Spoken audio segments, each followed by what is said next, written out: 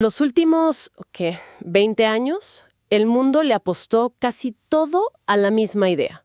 Tecnología, velocidad y ganancias instantáneas. Vimos el boom de las cripto, las startups que iban a cambiar el mundo desde un garaje. Y los fondos de riesgo, claro, que buscaban multiplicarse mientras dormíamos. Pero ese sistema empezó a mostrar grietas. Y grietas serias. Hoy la deuda mundial supera los 315 billones de dólares. La inflación parece una sombra permanente y esos activos digitales que parecían el futuro, pues han comenzado a flaquear. Y todo esto nos lleva a la pregunta central de los informes que analizamos hoy. ¿Qué inversión sigue siendo sólida en un mundo que ya no lo es? Y la respuesta, parece, no está en Wall Street, tampoco en Silicon Valley. Está en algo mucho, mucho más antiguo: la tierra.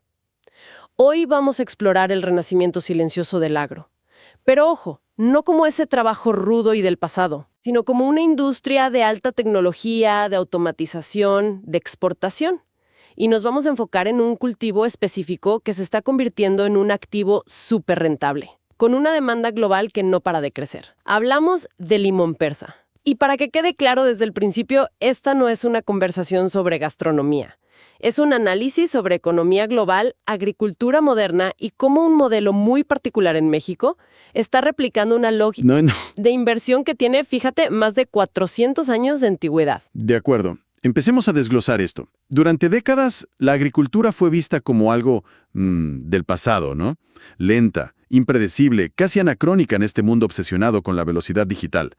Pero los análisis que tenemos sobre la mesa indican algo distinto. Mientras la especulación financiera estaba en su punto máximo, el capital empezó a buscar otra cosa, casi en secreto, lo que llaman valor real. Y lo fascinante aquí es que este regreso al campo no es por nostalgia. Para nada. Es, como bien lo señalan los informes, por matemática pura. Y por supervivencia económica. Cuando las burbujas empiezan a mostrar, digamos, signos de agotamiento, los grandes fondos, el capital inteligente, siempre regresa a la tierra productiva.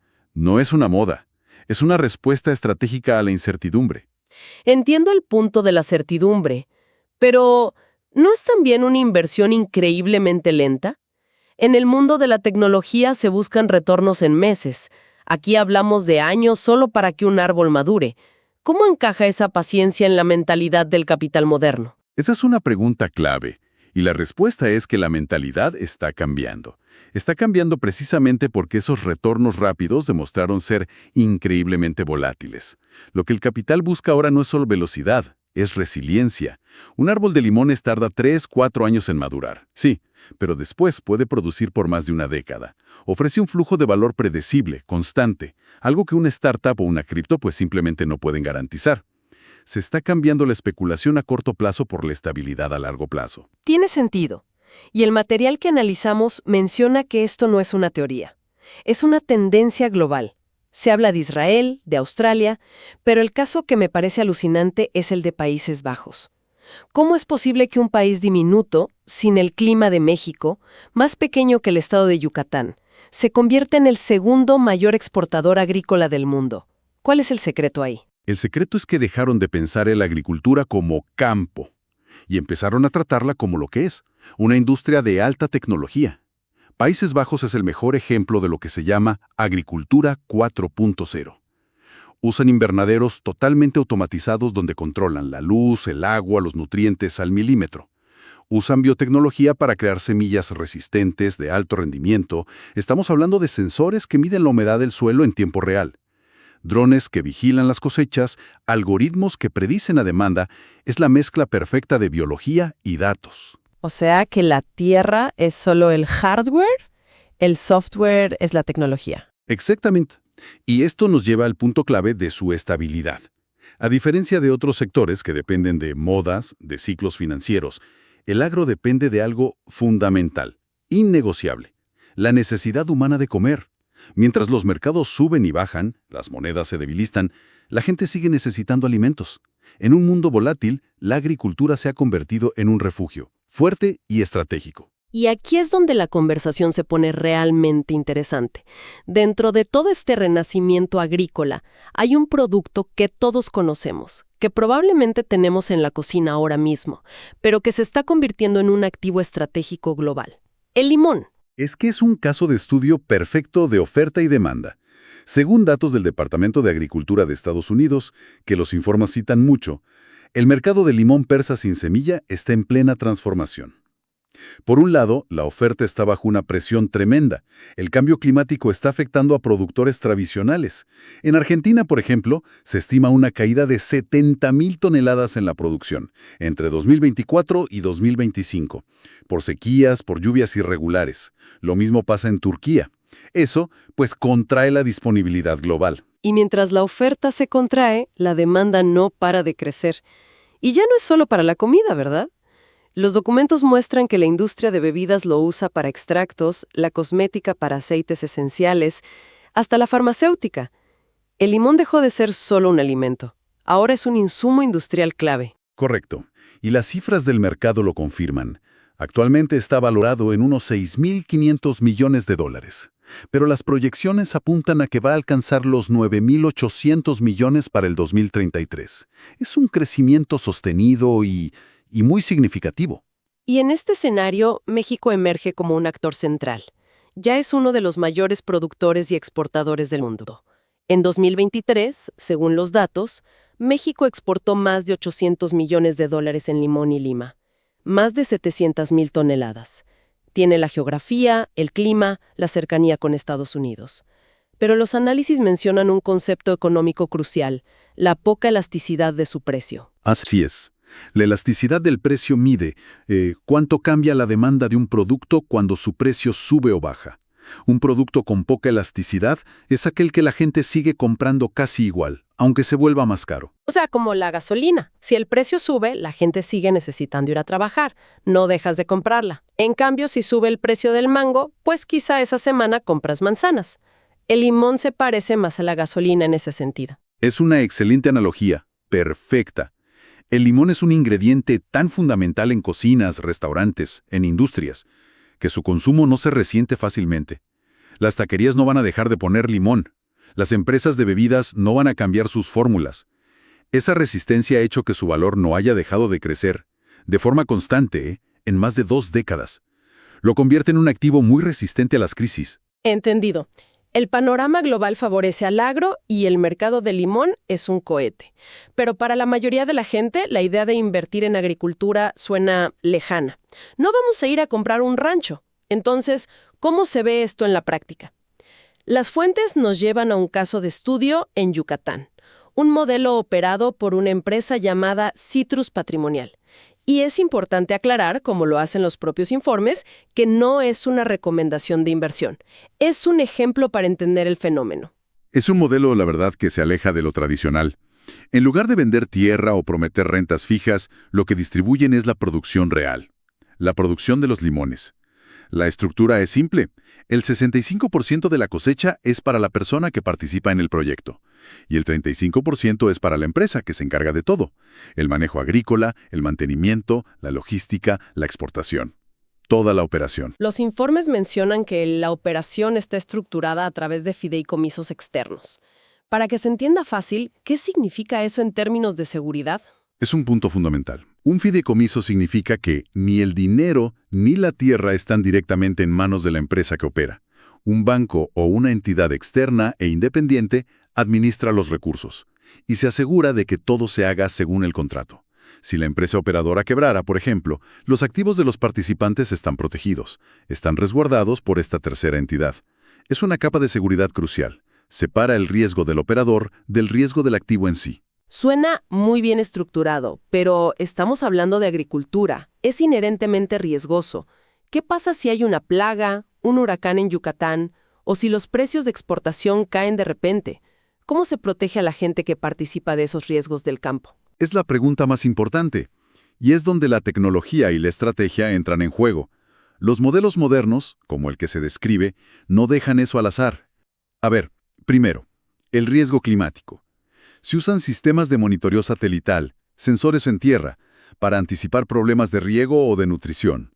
Además, la inversión no se concentra en una sola parcela, se diversifica en múltiples ranchos en diferentes microzonas. de modo que si un área es afectada por un evento local, las otras no lo son. Ok, eso diversifica el riesgo geográfico. Exacto. Luego, las plagas. Se usan drones para la detección temprana y sistemas de fumigación de precisión. Y finalmente, el riesgo de mercado. En lugar de vender la cosecha al precio del día, que fluctúa mucho, se negocian contratos de venta a futuro con grandes distribuidores en Estados Unidos y Europa, asegurando un precio estable antes incluso de cosechar. No elimina el riesgo al 100%, eso es imposible, pero lo gestiona de una forma que la agricultura tradicional no podía. Y aquí en las fuentes hacen una conexión que, debo admitir, al principio me parecía una locura. ¿Qué tiene que ver un modelo de limones en Yucatán con la primera multinacional de la historia, de hace 400 años, la Compañía Neerlandesa de las Indias Orientales?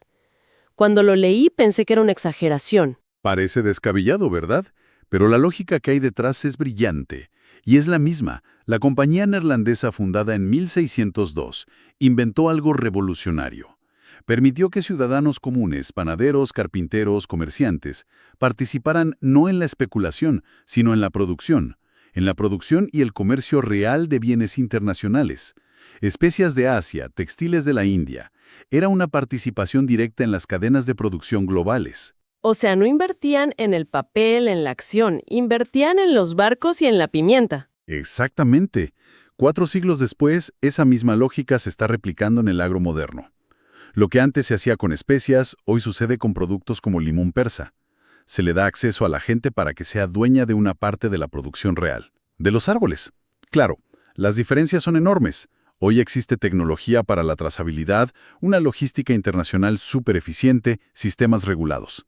Pero el principio es el mismo: democratizar el acceso a un activo productivo global. Y Yucatán, con su salida marítima estratégica, se posiciona como un centro para exportar a Estados Unidos y Asia, de la misma forma que Ámsterdam lo fue para el comercio global en su momento. Ok, entonces tenemos un renacimiento del agro impulsado por la tecnología.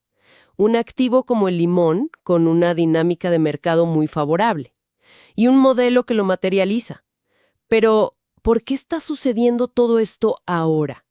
¿Cuál es el contexto global que empuja el capital de vuelta a la tierra con tanta fuerza? El origen de todo esto, según los análisis, se remonta a la crisis financiera de 2008. Después de esa crisis, los bancos centrales inundaron el mundo con lo que se conoce como dinero barato. Tasas de interés cercanas a cero, una expansión monetaria sin precedentes, todo para estimular la economía. El problema es que la economía global se volvió, digamos, adicta a funcionar con base en deuda. Y ahora estamos viendo la resaca de esa fiesta. Exactamente. Y tiene 3 síntomas principales. Primero, la deuda global masiva que mencionabas al inicio, más de 315 billones de dólares. Es más de 3 veces la economía mundial. Esto limita muchísimo la capacidad de los gobiernos para reaccionar a nuevas crisis. Segundo, la inflación.